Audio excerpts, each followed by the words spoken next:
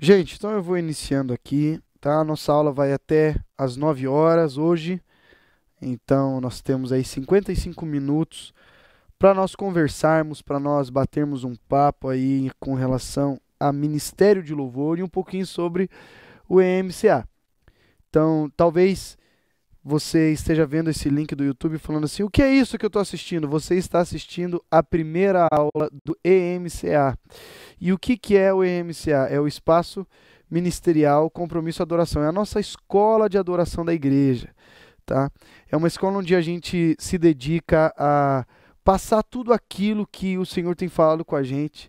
E também é uma escola dedicada a especificamente a área de louvor, tá? Então, eu particularmente já faço parte do ministério de louvor da igreja em período integral. Já fazem 7 anos e meio, 7 anos e meio que eu estou aqui já aprendendo, conversando com pessoas maravilhosas como a Thalita, o pastor Paulo, o pastor Ragner, Samuel, pessoas que já me agregaram muitas coisas. E mais ou menos há uns 4 anos atrás, isso mesmo, mais ou menos uns 4 anos atrás, eu estava conversando com a Thalita e falando para ela sobre na verdade mais de 4 anos atrás, que foi antes da pandemia, as nossas primeiras conversas, se eu não me engano, sobre a ideia de que a gente tinha tanto conteúdo, a gente tinha tanta coisa para ensinar, para falar sobre ministérios de louvor, que a gente não podia simplesmente reter esse conteúdo para nós. A gente tinha que passar esse conteúdo para o máximo de pessoas que a gente conseguisse. E foi aí que veio a ideia de estruturar uma escola online de adoração. E aí foram vários anos mesmo, de verdade, vários anos planejando para que você pudesse ter todo esse material, todo esse acesso que você está tendo agora e também nas aulas que estão para ser liberadas. O curso MCA ele trabalha com 6 matérias, né? E essas 6 matérias são ministrando, dirigindo o período de louvor, coração do artista, coração do adorador, teologia da adoração, culto contextualizado, perdão, são 5 matérias, e liderança de ministérios de louvor. Então nós temos essas 5 matérias e mais todo um material de mentoria, tá bom? Então, se você não se inscreveu ainda no MCA, mas você apenas apareceu aqui e você quer se aprofundar um pouquinho mais sobre Ministério de Adoração, você pode fazer a sua inscrição hoje com 50% de desconto. É só você ir, vai ter um link ou algum QR Code? Só você acessar esse link aqui, já vai aparecer, é só você acessar esse link aqui que você vai poder, você vai ser encaminhado para fazer a sua inscrição com 50% de desconto. Hoje é o último dia para fazer a inscrição com 50% de desconto. Depois, o total vai para 100%. 100% é o valor integral, tá bom? A Gabi vai mandando no chat, né? Ela acabou de falar aqui, ela vai mandando no chat. E você pode interagir. A Gabi está sendo a nossa host, que se fala, né? A pessoa que está administrando, né, Gabi? Então, pronto. E a Gabi também é a pessoa que eu posso conversar presencialmente aqui e não só uma câmera. Porque a Stephanie, a última vez que eu dei aula, ela reclamou que eu fiquei conversando com ela. Então, eu vou conversar com a Gabi dessa vez. É, gente, estou muito feliz mesmo com essa primeira aula. Estou contente que vocês estão chegando aí. Já somos algumas pessoas assistindo.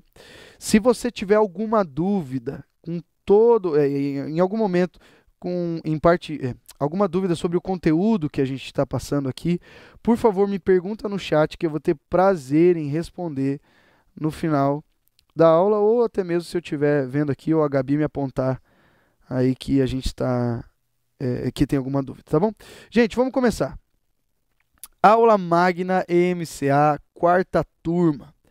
A importância de entendermos o nosso papel diante da adoração coletiva. Deixa eu só mudar minha telinha aqui para ficar algo mais.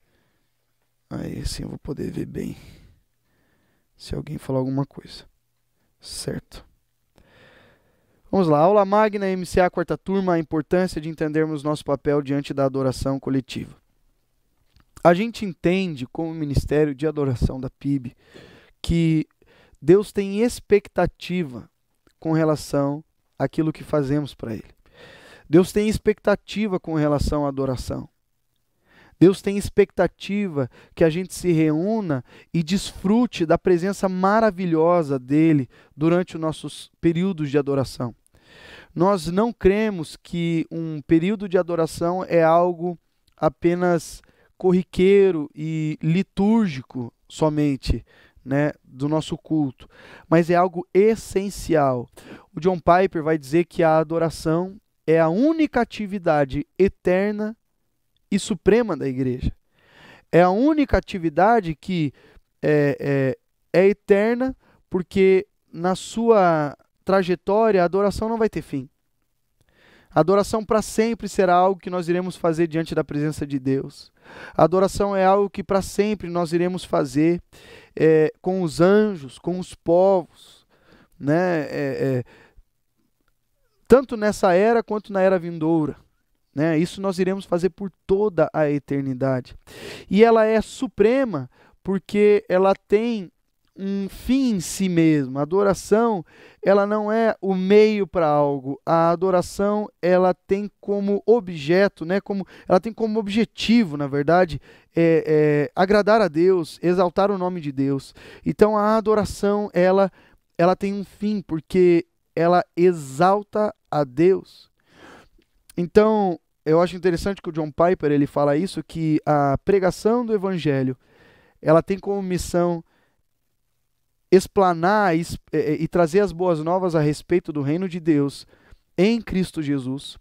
E por meio dessa mensagem poderosa do Evangelho, quando pregamos e pessoas se convertem, elas passam de rebeldes para adoradores.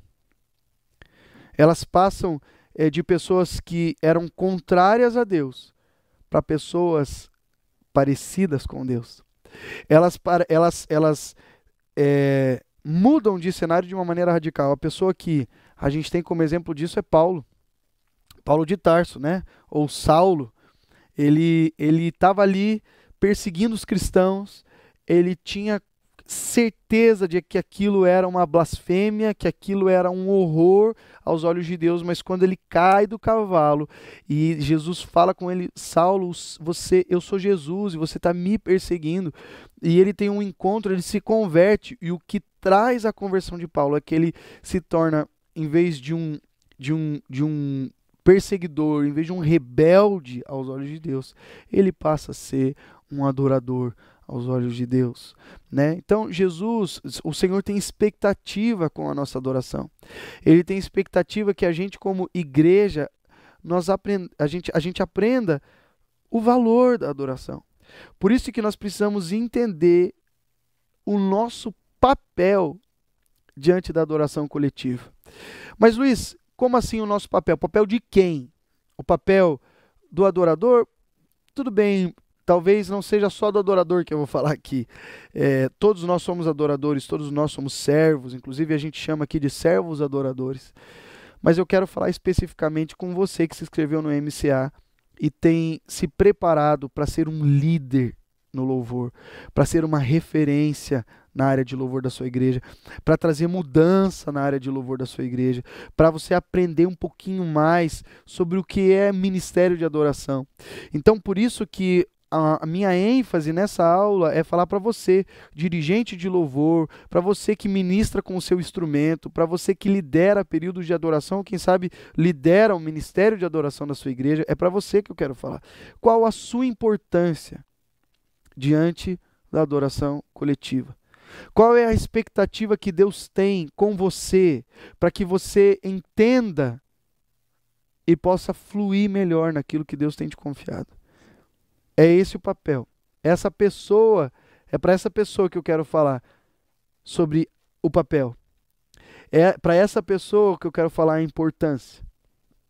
Antes de eu entrar aqui no conteúdo, eu volto a falar aqui que essa é a primeira aula do EMCA, né, quarta edição do EMCA. Então, se você quiser fazer a sua inscrição, hoje é o último dia para você se inscrever com 50% de desconto. Ou se você já fez a sua inscrição, vamos aproveitar esse conteúdo que eu tenho certeza que vai ser uma benção. Lembrando que qualquer dúvida que você tiver, você pode mandar no chat, que eu, a Gabi, a Stephanie, a gente está aqui para responder essas coisas. Então, eu estava falando sobre a expectativa. E para a gente falar sobre expectativa, nós precisamos entender um princípio, chamado o princípio da excelência.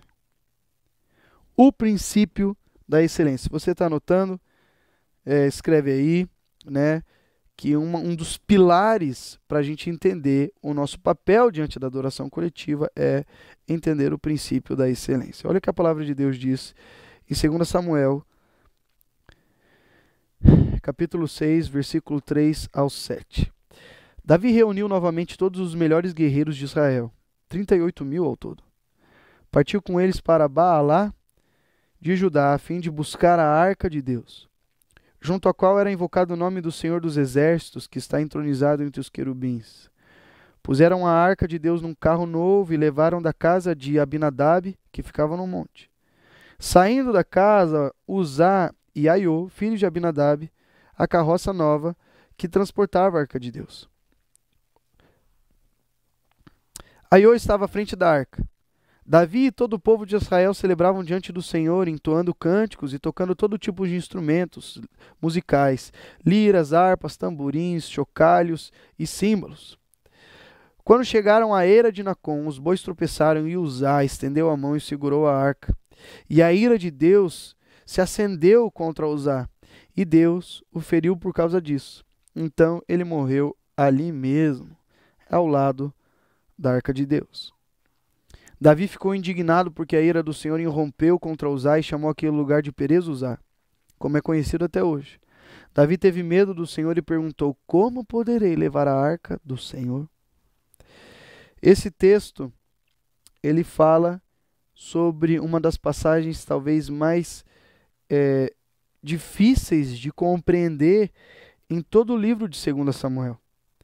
É uma das passagens mais complicadas desse texto, desse livro, porque, afinal de contas, quando a gente para ler somente essa perícope aqui, ela traz a ideia de que Uzá, ele estava tentando fazer algo para proteger a arca de Deus.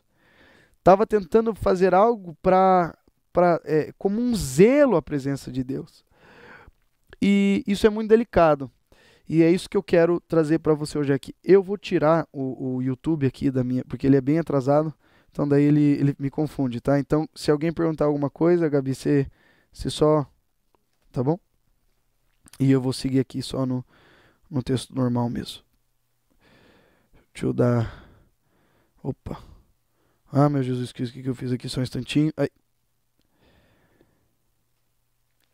Então, o texto de 2 Samuel, como eu falei, é um texto que é de difícil compreensão. Mas vamos lá, vamos tentar trazer um contexto para essa história. Os filisteus, eles invadiram Jerusalém, eles roubaram a arca do Senhor. Eles invadiram, perdão, Jerusalém, não, eles invadiram a terra do povo de Israel e roubaram a arca de Deus. E quando eles roubaram a arca de Deus, levaram para sua terra, começou a ter um monte de desgraça, vários tipos de desgraça, pestes, doenças, e eles perceberam que isso tinha a ver com o fato de eles terem levado a arca de Deus tirado a arca de Deus da sua terra e levado para a terra deles. Então, eles fazem o seguinte: eles colocam a arca em um carro de boi, colocam 2 vacas. Vamos deixar esse carro ir para onde essas vacas quiserem. Assim colocaram a arca de Deus em cima do carro e as vacas começaram a andar. E deu que essas vacas entraram no povo, na terra de Israel de volta, e foi parar em uma das casas de Israel que foi muito próspera. Deus abençoou muito essa casa, né? A casa de Abimeleque. Então, quando ele chega na casa de Abimeleque, Abimeleque ele foi completamente abençoado pelo Senhor.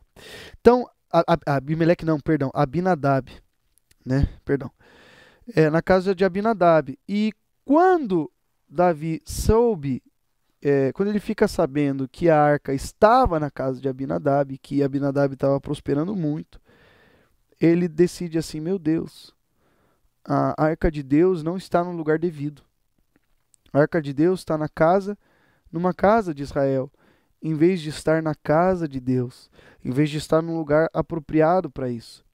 Note que a arca foi um instrumento de desgraça para o povo filisteu, mas foi instrumento de glória, de graça para Abinadab.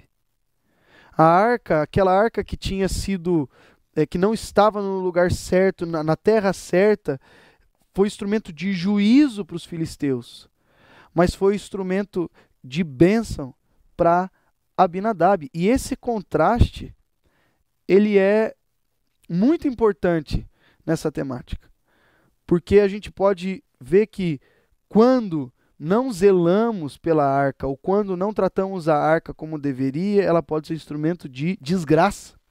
Mas quando se trata a arca, aqui eu estou falando da presença de Deus, mas quando se trata com zelo, dando a devida honra, pode ser instrumento de bênção. É isso que esse texto está mostrando. E então, quando Davi quer trazer de volta a arca, ele faz assim, uau, veja bem, os filisteus eles levaram a arca em um carro de boi, né? Numa carroça. Então, se os filisteus levaram dessa forma, Davi não sabia como levar a arca de Deus, Davi não estava com conhecimento sobre como tratar a arca de Deus, ele pensa, vou fazer igual. Afinal de contas, a arca foi até os filisteus dessa forma, voltou e foi até a casa de Abinadab dessa forma. Então, Davi ele coloca a arca num carro, numa carroça.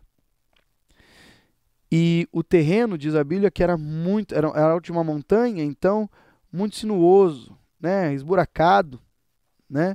Então tinha que se descer daquela montanha, daquela colina, possivelmente passar por lugares precários.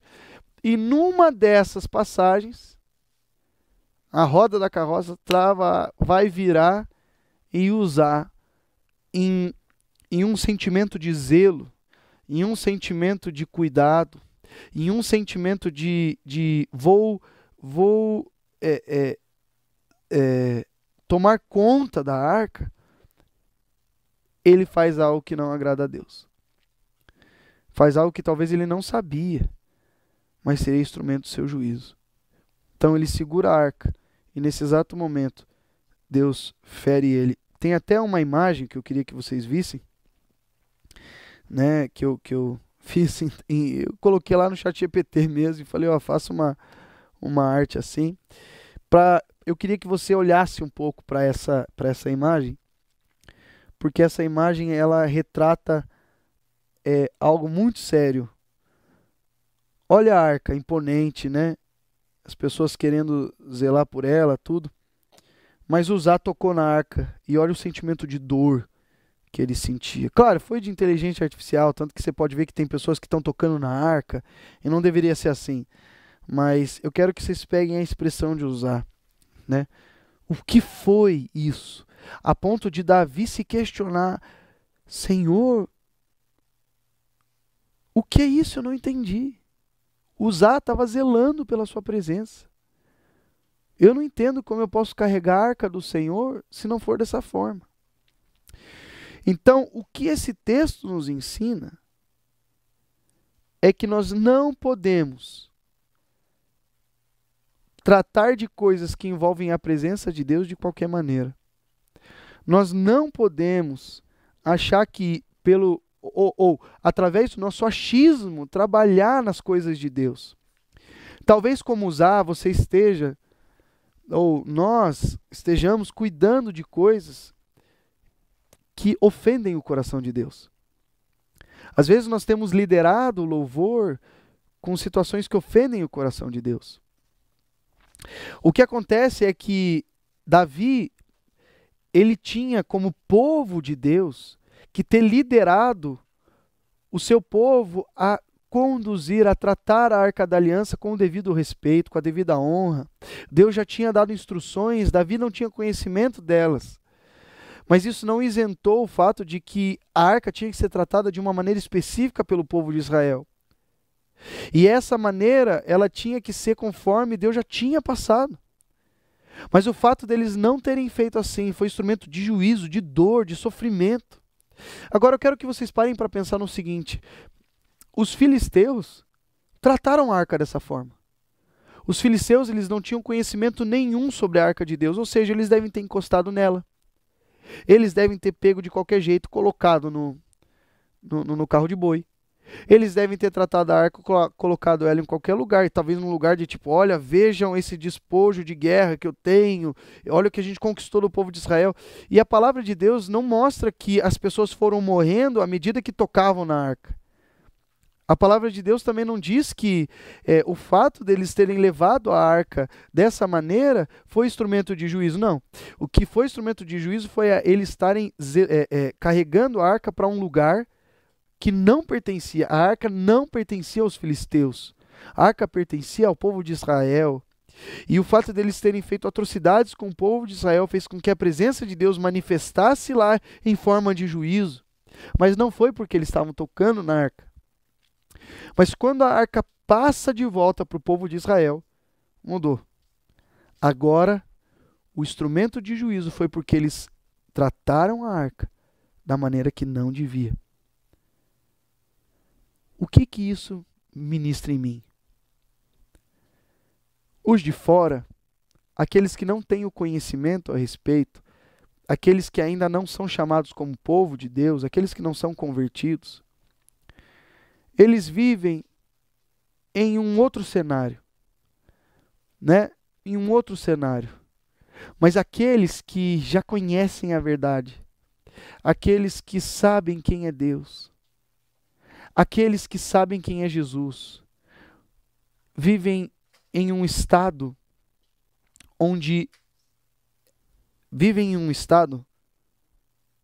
de serem cobrados por algo, porque conhecem a palavra de Deus, ou porque deveriam conhecer a palavra de Deus. Nós, como povo de Deus, nós não podemos tratar a presença de Deus de qualquer maneira. Nós precisamos tratar de maneira excelente. Esse é o ensinamento que o Uzá tem para nós. Esse é o ensinamento que a gente pode pegar desse texto. Por isso, como nós temos carregado a arca? Como que nós temos zelado pela presença de Deus no nosso culto? De qualquer jeito? Da maneira que a gente acha? Será que de uma maneira superficial? Será que nós estamos fazendo algo achando que estamos zelando pela presença de Deus, mas na verdade estamos fazendo algo que ofende o coração de Deus? Como que você tem zelado pela presença de Deus no seu coração? Como você tem tocado a arca, simbolicamente falando, obviamente, como você tem tocado a arca? Porque você tem o conhecimento, você é povo de Deus, você é filho de Deus. E nessa perspectiva, o que você precisa é buscar o conhecimento, assim como Davi fez nos próximos capítulos. Assim como Davi, ele foi buscar o conhecimento de como tratar a arca de Deus. Como você tem buscado esse conhecimento? Gente, nós não podemos achar que a adoração é algo que pode ser feito de qualquer maneira. Nós não podemos achar que a adoração é feita através dos meus achismos. O nosso coração pode até ter intenções boas, mas se não for feito da maneira que Deus deseja, a nossa adoração não vale de nada. Para pensar que esse texto, ele não disse que Uzá estava com má intenções. Na verdade, esse texto mostra que Uzá estava sendo zeloso, mas não da maneira de Deus. Por isso, quando a gente trata da questão de adoração a Deus e de agradar a Deus, o que importa é o que ele acha sobre a adoração. O que importa é o que ele quer receber. O que importa é o que ele deseja. O que importa é o que ele diz. O que importa são as instruções dele e não os meus achismos. É isso que esse texto nos ensina. Então, queria que você parasse para pensar sobre o carro dos filisteus. Estamos carregando a arca da maneira do mundo ou da maneira de Deus? Da maneira dos filisteus? Ah, mas eu vejo meus amigos só fazendo uma oração e rezam e tudo vai bem na vida deles, mas eu tenho feito as coisas e nada vai bem na minha vida. Pois é, mas não tem como você comparar as duas coisas porque um tem o conhecimento de Deus e o outro não tem. Um tem o conhecimento de Cristo e o outro não tem. Estamos tratando da maneira do mundo ou da maneira de Deus? Será que não estamos sendo como Uzá? Olhando o que os filisteus fizeram e queremos reproduzir da mesma maneira? Para pensar o que entra nos nossos cultos. Essa questão de celebridades. Nós temos pessoas que nós veneramos pessoas, gente. Nos nossos cultos, nós olhamos para os pastores, para os líderes de adoração, e nós queremos estar perto e chamar atenção e honrar, só que isso às vezes transcende algo bom. Passa muito de algo saudável. Nós temos uma cultura de idolatria. Isso existe para os filisteus. Isso existe para os que estão de fora, para os que estão lá fora, mas não pode existir para os que estão dentro. Você, como um líder de louvor, será que você não está buscando o reconhecimento das pessoas? Será que você não está fazendo algo para entreter alguém? Será que você não está... Ah, Luiz, mas eu sou artista. E os artistas são assim. Não, os artistas filisteus são assim. E eles fazem o que eles bem entender, mas aqueles que são povo de Deus, que são artistas cristãos, ou melhor, cristãos que são artistas, eles não podem trabalhar da mesma maneira. Nós não fazemos a nossa arte para impressionar pessoas, nós fazemos a nossa arte para glorificar a Deus. Nós não fazemos a nossa arte para entreter pessoas, nós fazemos a nossa arte para manifestar a glória de Deus. Nós não fazemos a nossa arte para mostrar a nossa mensagem, nós fazemos a nossa arte para mostrar a mensagem de Deus. Você consegue entender como existe uma diferença entre como nós estamos lidando com a adoração? Os de fora não podem ser referenciais para nós de como tratar a presença de Deus. O nosso único referencial de como tratar a presença de Deus é através da palavra dele. Então, eu não sei se tem alguma pergunta, né? Ainda não, né? Nós não temos nenhuma questão ainda. Mas é algo importante de se pensar, tá, gente? Como nós temos tratado a presença de Deus nos nossos cultos. Como que tem sido isso para você? Como que tem sido isso na sua igreja? Se você lidera ministérios de louvor, como você tem zelado por isso? Para isso, gente, esse princípio da excelência, eu queria mostrar um segundo pilar. O segundo pilar tem a ver com a identidade. Para nós adorarmos a Deus ou liderarmos o louvor da maneira que Ele deseja, é necessário a gente saber quem a gente é. É necessário a gente saber qual é o nosso papel. Por isso eu quero começar desmentindo algumas coisas. E começando pelo o que o dirigente de louvor não é. Talvez você esteja vendo essa aula e percebeu que essa é a 50ª vez que eu falo sobre esse material, tá? Mas é porque a gente está começando um módulo de novo, uma nova turma. Por isso que a gente sempre começa por esses valores, tá, gente? Então, todo mundo a gente quer que tenha essa compreensão a respeito desse conteúdo. O que o dirigente de louvor não é. Nós não somos o caminho entre Deus e as pessoas. Não somos. O dirigente de louvor não é quem leva as pessoas até a presença de Deus. O dirigente de louvor não é o responsável por pegar alguém e levar até a presença de Deus. Ah, Luiz, como assim? Eu sou responsável, sim. Não, olha o que a Bíblia diz em João capítulo 14, versículos 6 e 7. Jesus disse, eu sou o caminho, a verdade e a vida. Ninguém pode vir ao Pai a não ser por mim. Ponto. Olha o que diz Hebreus 10. Portanto, irmãos, por causa do sangue de Jesus, podemos entrar com toda a confiança no santo lugar, no lugar santíssimo. Por sua morte, Jesus abriu um caminho novo e vivo através da cortina que leva ao lugar santíssimo. Ou seja, se Jesus aqui está falando, eu sou o caminho, a verdade e a vida, E o autor de Hebreus está esclarecendo que a gente só consegue chegar à presença de Deus pelo sacrifício de Cristo. A pessoa que é responsável por levar as pessoas até a presença de Deus é única e exclusivamente Jesus Cristo. Somente isso. Luiz, o que isso muda? Isso muda que você pode tirar esse peso dos seus ombros. Você não é quem leva a presença, as pessoas à presença de Deus. Não é. Você pode ser a pessoa que honra a presença de Deus. Você pode ser a pessoa que está em um ambiente envolto e adora a Deus a ponto da presença dele se manifestar. Porque a presença de Deus está em vários lugares, em todos os lugares, mas a presença de Deus se manifesta em lugares em que há adoração. Então você pode ser um instrumento que se manifesta a presença de Deus. Agora, levar as pessoas à presença de Deus, isso não é o seu papel.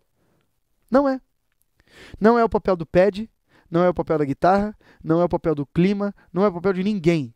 Ninguém, a não ser Jesus Cristo. Nós também não somos animadores de programa, gente. O dirigente de louvor não é o bobo da corte.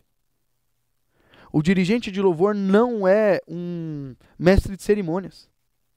O dirigente de louvor, e quando eu digo dirigente de louvor, eu posso estar falando de todos os que ministram através de instrumentos, do canto. Você não é um animador de programa. O que isso muda? Isso muda que você não está ali para animar e entreter ninguém. Ninguém. Sabe o que é ninguém? Ninguém. Você não está ali para agradar pessoas. Isso muda muito. Você não está ali para tentar deixar o clima legal no culto, levantar o astral do culto. Você não está ali para isso, porque você não é um animador de programa. Deixa eu te falar uma coisa.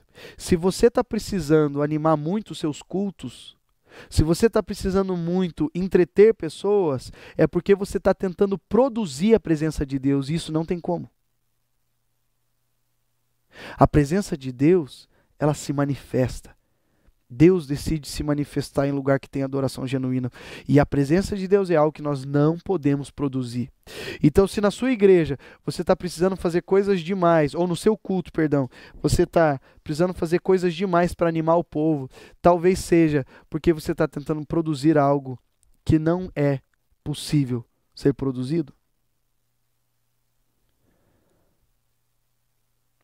Tem pessoas que acham que a música é só uma coisa para tapar buraco. Não é. Não é. Porque a música ela é um instrumento facilitador. A música sim é um meio, não é um fim. A música é um fim, é um meio para um fim poderoso. A música é um facilitador para a adoração. Então a música não é para entreter ninguém, gente. Para entreter ninguém, nem para animar ninguém. Não podemos pensar dessa maneira. O dirigente de louvor também não é um pregador. Não é. O dirigente de louvor não é aquela pessoa que tem que ficar falando, acaba uma música. Sabe, em nome de Jesus, para de fazer uma coisa. Sério, isso atrapalha. É quando você canta uma música e de repente você tem que falar todo um testemunho do porquê você está cantando aquela música. Aí antes de cantar a próxima música, você quer dar um testemunho do porquê você escolheu aquela música. Aí quando acaba aquela música, você quer reafirmar aquilo que você disse. E de repente você, quando viu, falou 10 minutos e cantou 2 minutos. Gente, você não é o pregador. Ordem e decência ao culto. Não faça isso, pelo amor de Deus.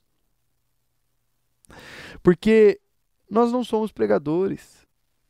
Na função do culto, eu quero dizer, obviamente, somos testemunhas, obviamente, estamos pregando a palavra de Deus através de músicas, com certeza, mas a sua função é ministrar o louvor e não ser o pregador.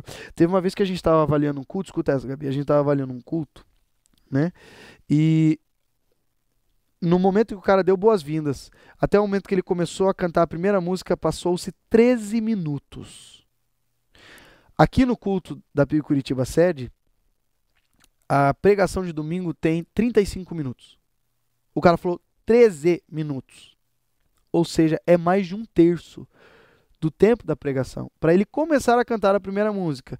E detalhe, ele não falou só no início. Ele falou no meio, no fim, depois do fim. Nunca teve fim, porque ele nunca parou de falar. Você não é um pregador.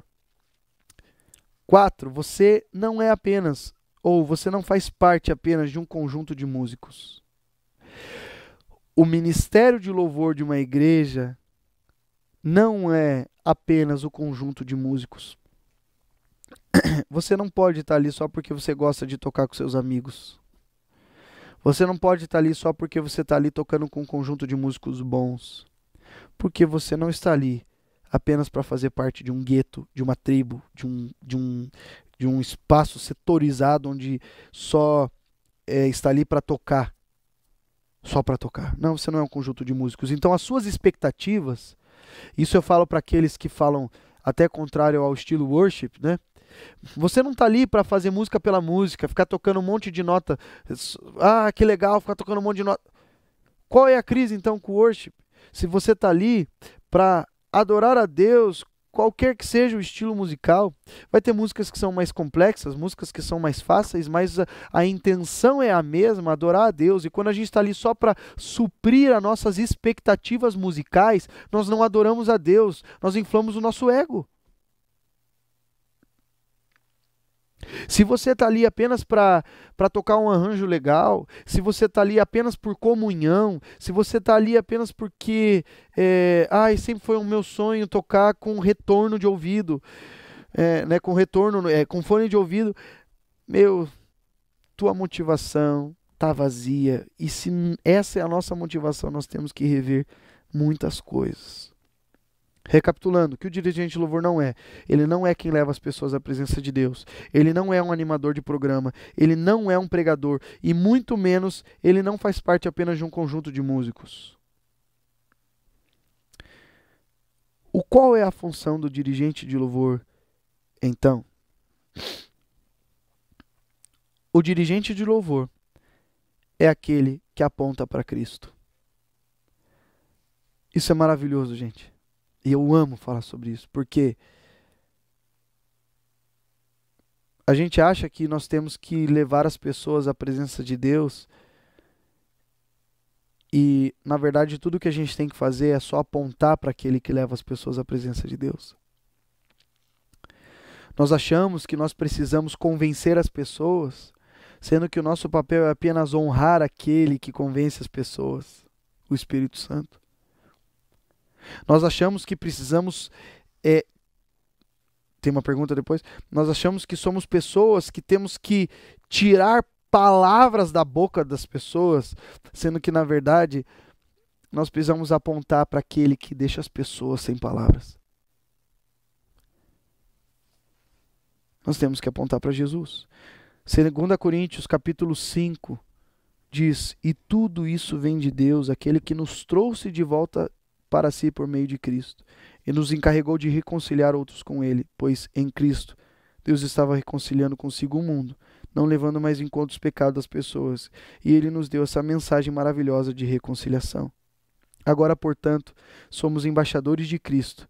Deus faz seu apelo por nosso intermédio. Falamos em nome de Cristo quando dizemos reconciliem-se com Deus, pois Deus fez de Cristo, aquele que nunca pecou, a oferta por nosso pecado, para que por meio dele fôssemos declarados justos diante de Deus. Ou seja, você está vendo como o nosso papel é simplesmente declarar a mensagem maravilhosa de reconciliação? O nosso papel é simplesmente cantar sobre quão maravilhosa é a obra de Cristo, sobre quão maravilhoso é Cristo, como Jesus é perfeito em todos os seus atributos, cantar sobre a divindade daquele que veio, reconciliou com Deus o mundo todo. Aquilo que era impossível se fez possível por meio de Cristo, e Ele é o caminho, Ele é a verdade, Ele é a vida. O caminho entre a verdade e a vida é Cristo. É Ele quem leva. Nós somos embaixadores dessa mensagem, nós somos arautos dessa mensagem. Quando estivermos cantando, gente, vamos apontar para Jesus. Ei, nós estamos aqui porque Cristo é digno de receber adoração. Ei, nós estamos aqui porque Cristo morreu por nós e nós podemos ter acesso ao lugar santíssimo, como lemos em Hebreus. Ei, nós estamos aqui para honrar a presença mais importante desse culto, a presença de Cristo Jesus. Essa é a nossa função. E nós podemos, obviamente, a ministração de louvor, ela não é só horizontal, ela é vertical. E quando a gente está falando de maneira vertical, nós honramos Jesus Cristo. Nós honramos Jesus Cristo, apontando para Ele. Senhor, abre os meus olhos para que eu possa contemplar as belezas de Cristo. Senhor, abre os meus olhos para que eu possa contemplar quem Tu és, a sala do trono. Abra os meus olhos, abra os meus ouvidos, abra a minha mente, abra a minha boca, em nome de Jesus. Eu quero Te adorar da maneira que o Senhor deseja. Eu não quero Te adorar da maneira dos filisteus. Eu não quero Te adorar da maneira que eu acho. Eu quero Te cultuar da maneira que o Senhor quer. É essa a nossa função. Essa é a nossa função. Gabi, a pergunta?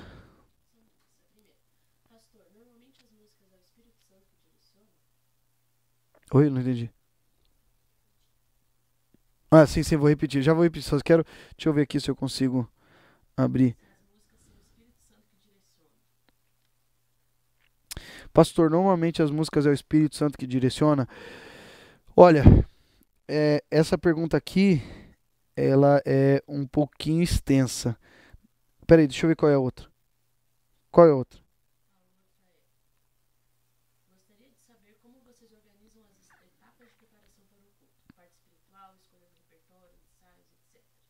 Perfeito. Então eu vou responder as duas perguntas em uma coisa só, tá? Gostaria de saber como vocês se preparam, ela falou, né?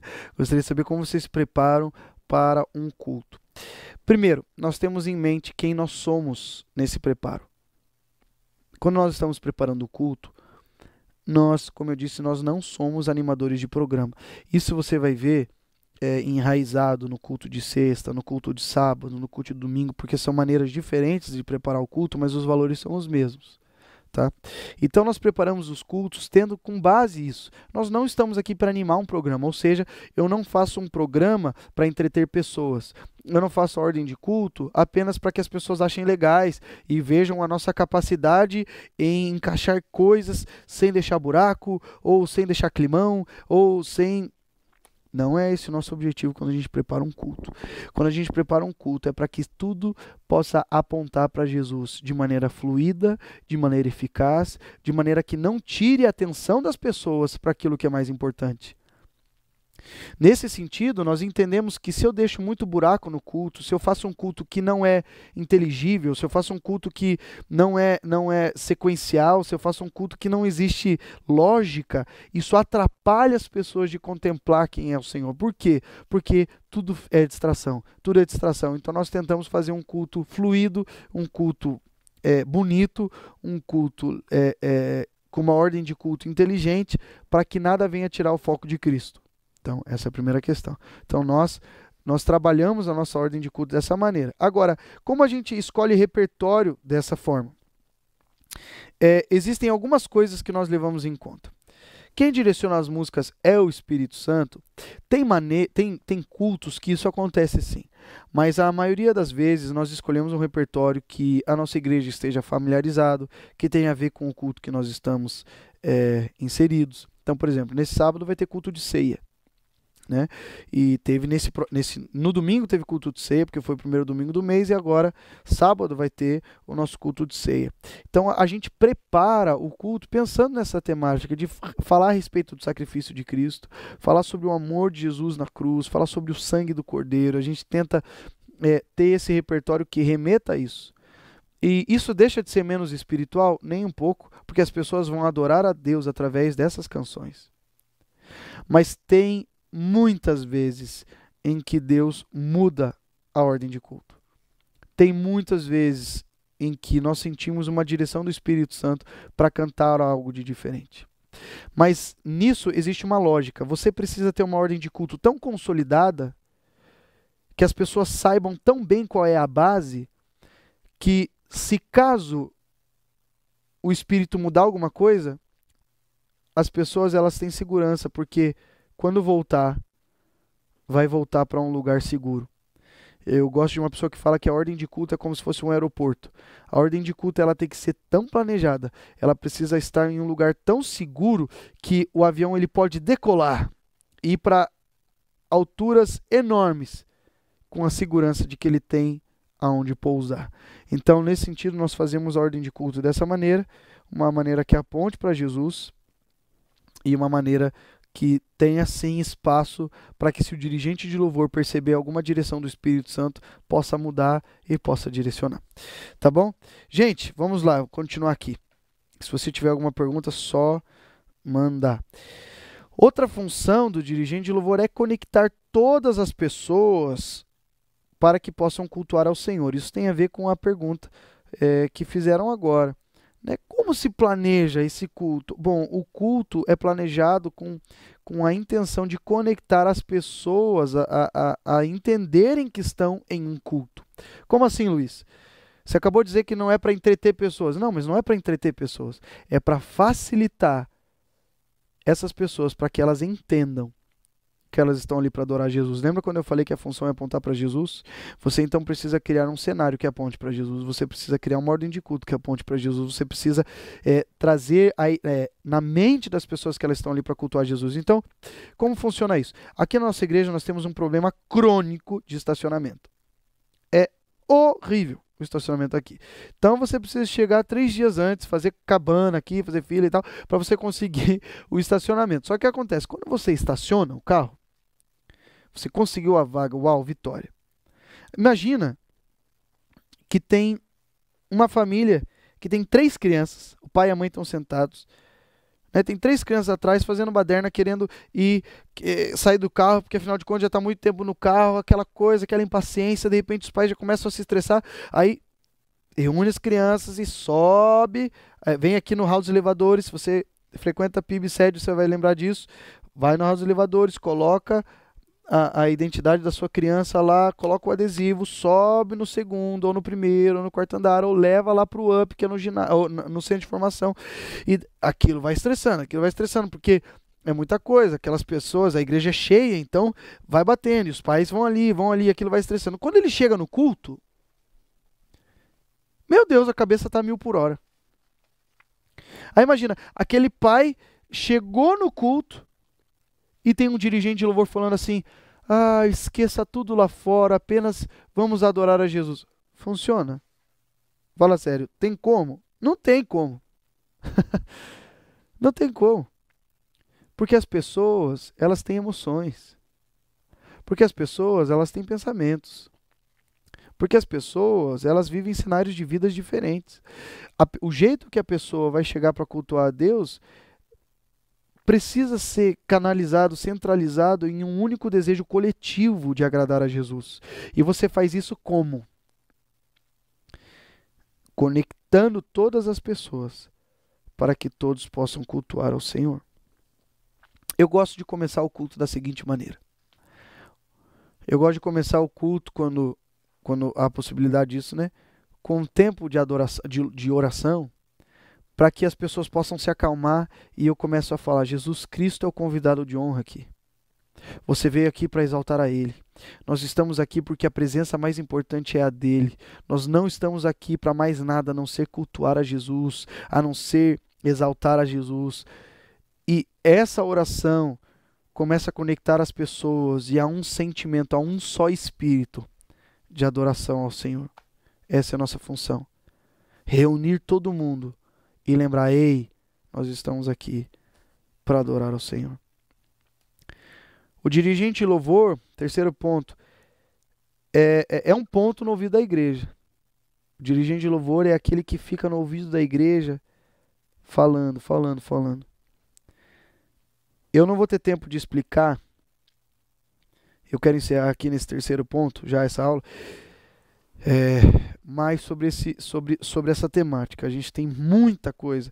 Para você ter uma ideia, só nessa aula a gente tem 39 slides. Eu parei no 22, né? Então, mas eu vou parar por aqui, né? Apenas dizendo que o dirigente de louvor é um ponto no ouvido da igreja. O que é um ponto no ouvido da igreja? É aquele in-ear, sabe aquele fonezinho que as pessoas usam apenas para que alguém possa falar algo para aquela pessoa sem aparecer? Né? A mesma coisa que eu tivesse a Gabi aqui, por exemplo. A Gabi está me falando, tem pergunta, mas ela não está aparecendo. Essa é a função do dirigente de louvor. Falar, ei, nós estamos aqui para adorar Jesus. Ei, nós estamos aqui para exaltar a Ele. Ei, nós estamos aqui porque Ele abriu o caminho. Ei, nós estamos aqui porque Ele é o caminho. Ei, nós estamos aqui porque Ele é digno. Essa é a função do dirigente de louvor. A minha oração é que você saia dessa aula hoje querendo ser um dirigente de louvor da maneira de Deus e não como Uzá foi. Uzá, ele foi uma pessoa que queria ter zelo pela presença de Deus da maneira errada. Nós precisamos ter o zelo da presença de Deus da maneira que Deus quer esse zelo. Ah, mas os outros fazem assim. Os outros é o problema dos outros. Esses são os fariseus. Fariseus não, perdão. Os filisteus. Esses são os filisteus. E sobre eles, deixe que Deus cuide. Mas nós, de dentro, os que conhecemos a Cristo, nós devemos fazer da maneira que agrade a Ele. Gente, eu vou encerrar aqui. O EMCA, eu dou essa matéria de ministração de louvor. É uma matéria que vai muito mais profundo que isso. A gente fala sobre repertório, a gente fala sobre como montar um repertório, nós falamos sobre como liderar a banda, como liderar a igreja, nós falamos sobre um monte de coisas práticas e eu mostro a maneira como eu defino o repertório e é uma sugestão, né, que eu mostro como definir repertório, mas essa aula aqui foi uma aula inicial apenas para te dar um gostinho do que você vai experimentar no EMCA na 4ª edição. Eu espero que você tenha gostado. Eu não sei se a gente tem mais alguma pergunta. Não? Então eu vou encerrar por aqui. Não, eu vou parar. Se você quiser, se inscreve para o MCA, tá bom? Que vai ser uma bênção para a sua jornada. E a minha oração é que você seja um dirigente de louvor, que você seja um servo adorador, um artista na sua igreja, cheio da presença de Deus, cheio de autoridade, cheio de unção, e que você possa zelar por essa presença da maneira que Deus quer, e não da maneira que você acha que deve ser, e muito menos da maneira que externamente as pessoas lidam com isso. Nós precisamos lidar da maneira que Deus deseja. Apenas para lembrar, esse é o último dia para você se inscrever no EMCA com 50% de desconto. Então, faça a sua inscrição hoje e garanta a sua vaga. E que Deus te abençoe em nome de Jesus.